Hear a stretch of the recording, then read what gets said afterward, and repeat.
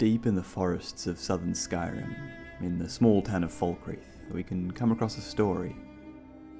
A loss gripping the town, the man responsible rotting within a cell, and a great hunt that is about to begin. Welcome to Odysseys, a show where we tell stories about some of gaming's best lore, quests and characters. So grab yourself a tea or a coffee and sit back as we tell the tale of the Skyrim quest, Met By Moonlight. In the Falkreath Odysseys video, we met Indara and Matthias, who are in the throes of mourning for their young daughter. When we first enter town early in the morning, we can find them in the famed graveyard, holding funeral rites with the local priest. The god Arche was once like us, bound to winding mortality, but he willingly gave up this existence that we might better understand the vagaries of life and death. It is through the ebb and flow of this cosmic tide that we find renewal, and in the end, peace. May the spirit of Lavinia and all those who have left this world and its suffering know the beloved serenity of Aetherius. And may we one day rejoin them in eternity. They sit in solemn silence for a moment before moving on. The farm work won't stop for anything, even this. Speaking to Matthias, we can ask him who they were holding rites for. Our daughter. Our little girl.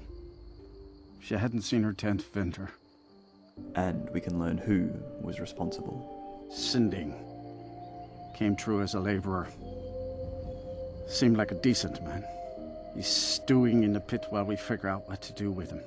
If you've got the stomach to look at him. What could drive a man to do something like this? He ripped her apart. Like a saber cat tears a deer. We barely found enough of her to bury. Sinding now rots within the Falkreath jail, trapped in this retrofitted well, subject to the icy waters below. Come to gawk at the monster. But we don't find the ravenous killer we expect. Instead, a well-spoken man approaches us, one with a deep sense of guilt. He is dirtied and lanky, dull blonde hair slicked back nearly to the shoulder. It is not his appearance we are drawn to, but his eyes, which pierce through the darkness as he speaks. Believe me, it wasn't anything I ever intended to do. I just lost control. I tried to tell them, but none of them believed me.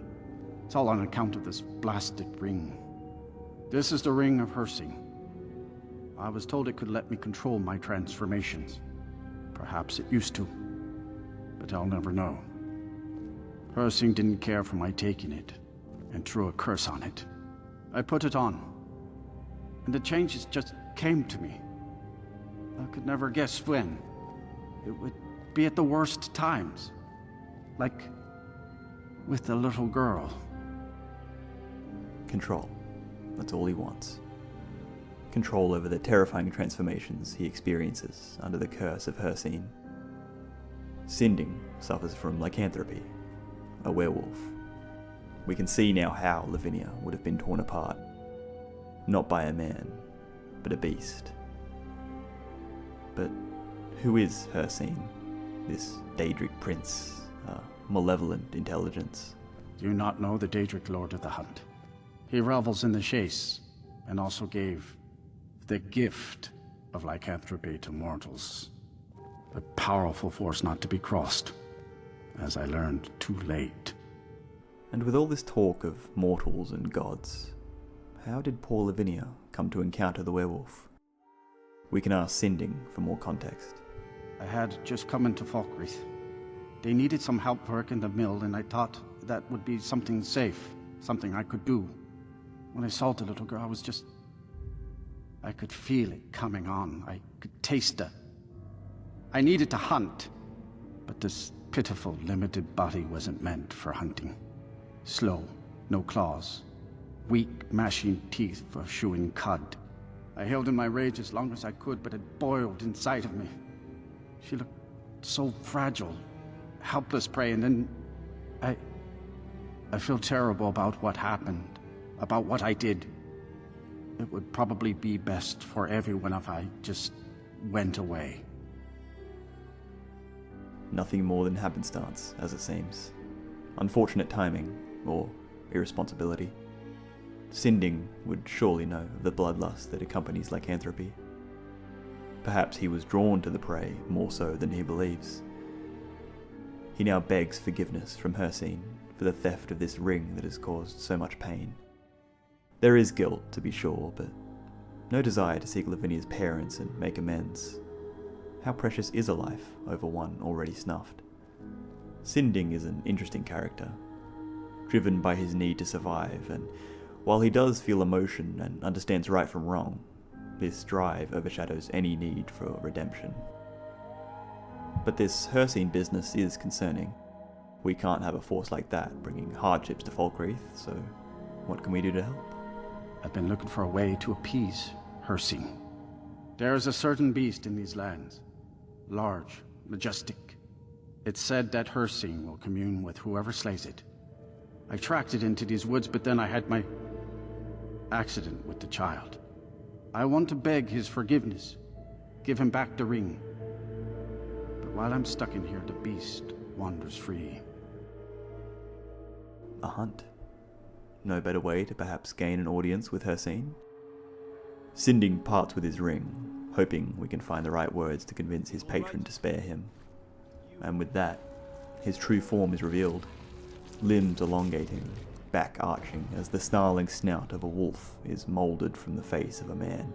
He scurries up the well and out into the light, leaving the cell empty once more. The woods of Skyrim hide all kinds of things under the shadows of their canopy.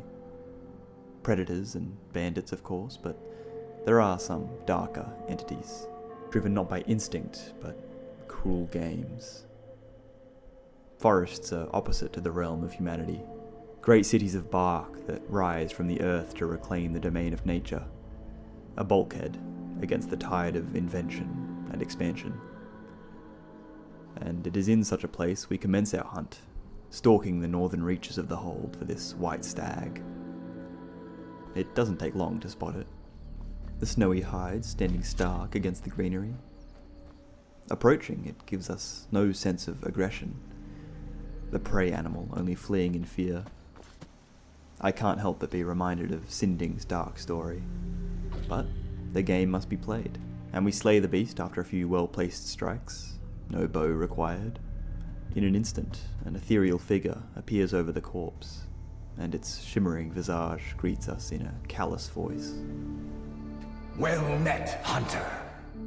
I am the spirit of the hunt. Just one glimpse of the glorious stalker that your kind calls Hircine. Well, it looks like we felled the right elk. Let's see if we can get him to raise the curse from this ring Sinding gave us. I may consider it, but you must first do a service for my glory. The one who stole it has fled to what he thinks is his sanctuary. Just as a bear climbs a tree to escape the hunt, but only ends up trapping himself.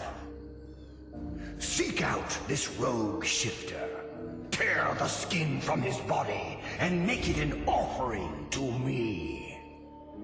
There is no retribution in the hunt. It is not vengeance I seek, but the blood course of a living hunt. There are others who would gladly accept my favor. They will hunt him while you delay. Your choice. Hircine speaks of choice, but doesn't give us much wiggle room. He foresees Sinding's death, whether we have a part in it or not. Either way, it seems we must head to the location of this great hunt his followers are undertaking. Their prey? Sinding himself. How quickly he's fallen down the chain. Now not much more than Lavinia was the fateful day she encountered him. Travelling across Falkreath Hold, we come to this mountain range before the great plains of Whiterun, and at this outcrop encounter bloated man's grotto. Fresh blood on the ground by the mouth. A marker of sorts. the violence of the hunt awaiting us within. It's not dark inside. Instead, an infernal red tinges the mists we are so accustomed to within the underground systems of Skyrim. There is death in the air, and stepping out into the grotto, we find ourselves in this other world, a realm of the hunt, and it has already begun. Here at this camp, it looks like Sinding already encountered those tasked with his death. Has the Blood Moon called you, fellow hunter? The prey is strong, stronger than the hunters. But more will come. Bring him down for the glories of Lord Hircine. In his dying breath, this Khajiit holds true to Hircine, begging us to finish the deadly game. And on from the camp, atop this rocky spire, stands the werewolf himself. Never thought I'd see you again. We can tell him that Hircine has charged us with his death as well. And I would deserve it, wouldn't I? I can't stop you if that's what you want to do. Hircine is too powerful. But if you spare me, I can be a powerful ally to you. And I would promise to never return to civilized life. I know now that I can't live among people. And here we have the main choice of this story. Does Sinding deserve to live or not? He is a man who killed a child. However unintentional. He's a man who seeks survival over redemption. He's a man who allegedly stole the very thing that has inflicted him with this curse. But how much of this pain was caused by him, or his patron? Who's to say Hircine didn't decide for the girl to die? As the father of lycanthropy, it could be argued that he could have stopped it. And how much of this theft of the ring was allowed to happen? An excuse to give this hunt a righteous foundation. Let's explore both outcomes. First, joining the hunt, and finally ending Sinding. So be it. 3 words, and the fight is on. We race through these Nordic ruins, joining our fellow hunters as Sinding flies into a frenzy, taking on our horde with a flurry of claws and teeth. But the numbers prove too much, and he falls before long. You've done well, hunter. And found my favor. That skin will serve you well, child. Look more closely at it. My glory shall protect you from all this world's grievances. Good hunting. And that's it. The hunt is over. So much build up to a death, and once it's over, we feel a bit inert. The world just moves on. Hircine and his hunters are happy, at least. But who knows how long it will be until another poor soul finds themselves a target. Instead, we can defy Hircine and stand with Sinding against the hunters. Perhaps the man should be punished under the laws of the mortal. Thank the gods. Now let's deal with these other hunters. We hunt together. As a duo, we flip the script, and the hunters become the hunted. We carve our way through the grotto, the hunters desperately trying to fend off the beasts. Man and wolf in symbiosis once more. And with the last felled, we can speak to Sinding, his life spared one more day. Thank you for your help. I will make my home here, away from anyone I might hurt.